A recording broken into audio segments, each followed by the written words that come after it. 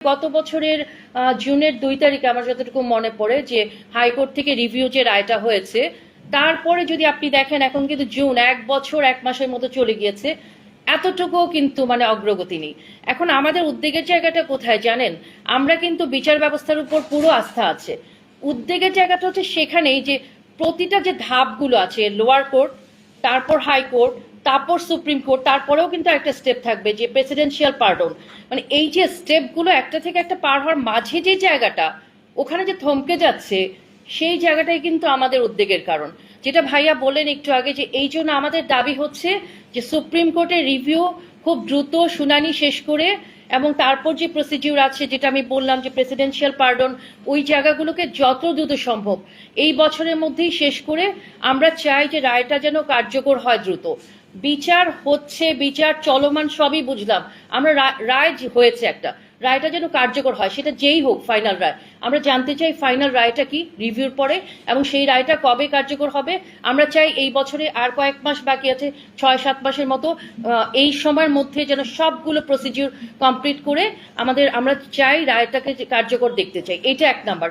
2 number বিষয় হচ্ছে আরো ইন্টারেস্টিং ফ্যাক্ট, যেটা আমরা জানতে পেরেছিলাম, এই যে দীর্ঘ সময়গুলো, এই যে স্টেপগুলো ছিল, এর মধ্যে কিন্তু যারা মৃত্যুদণ্ডপ্রাপ্ত আসামি, ওসি প্রদীপ, লিয়াকত, ওনারা কিন্তু মোটেও কন্ডেম সেলে ছিলেন না।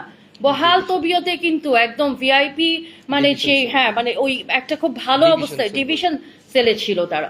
কিন্তু আসলে তো মৃত্যুদণ্ডপ্রাপ্ত আসামি, তার তো একটা মিনিমাম তো একটা ব্যাপার আছে ওই পানিশমেন্টের, সেই জায়গাটা কিন্তু তারা সাফার করেনি। তো সেইখান থেকেও কিন্তু মনিটরিং করতে হবে, শুধু যে এখানকার ব্যাপারটুকু তা নয়, ওদিকে যারা আসামি, যাদের রায় হয়েছে, সেই জায়গাটাও কিন্তু মনিটরিং করতে হবে যে তারা কোথায় আছে, কি অবস্থায় আছে, সেই জায়গাটাও কিন্তু মানুষ জানতে চায়। যেমন অনেকে সাধারণ মানুষরা বিশ্বাস করে যে তারা নেই জেলে। আমাদের কাছে কিন্তু প্রতিনিয়ত কোয়েশ্চেন আসে যে আপু, ওরা কি জেলে আছে, ওরা কি আদৌ আছে, বাংলাদেশে আছে?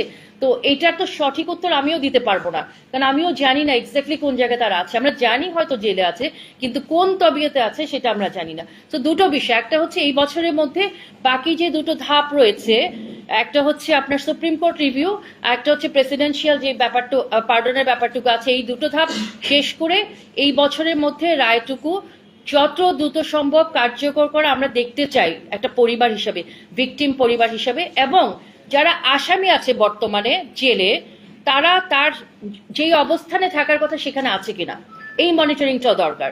সো পরিবার হিসাবে এটাই আমাদের দাবি। 6 বছর এইরকম একটা আলোচিত হত্যাকাণ্ডের জন্য, এটা আসলে যদি এইরকম হয়, 6 বছর এখনো শেষ হয়নি, কিন্তু আমরা জানি না যেটা 8 না 10 বছরে যাবে, এখন আমরা জানি না, 6 বছর চলমান। তো এটা যদি আমাদের ক্ষেত্রেই হয় এরকম একটা আলোচিত কেসের ক্ষেত্রে, তাহলে সাধারণ মানুষ কেন বিশ্বাস করবে, আসলে কেন আসবে এই জায়গায় যে আমি বিচার চাইতে আসবো? আমরা এত এইভাবে চলছি জিনিসগুলো, চেষ্টা করছি, তারপরেও কোনো না কোনো জায়গায় আটকে যাচ্ছে জিনিসগুলো। তো আমরা মাননীয় প্রধানমন্ত্রীর কাছে আমরা বিশ্বাস করি, ভাইয়া যেটা বলেছেন যে মাননীয় প্রধানমন্ত্রী, সেনাপ্রধান, ওনাদের কাছে আবেদন জানাবো যে ওনারা যেন বিষয়টাকে খুব সিরিয়াসলি নিয়ে এবং বিশেষ বিবেচনায় শুনানি বেঞ্চ বসিয়ে রিভিউটা যেন প্রথমে কমপ্লিট করে ফেলে।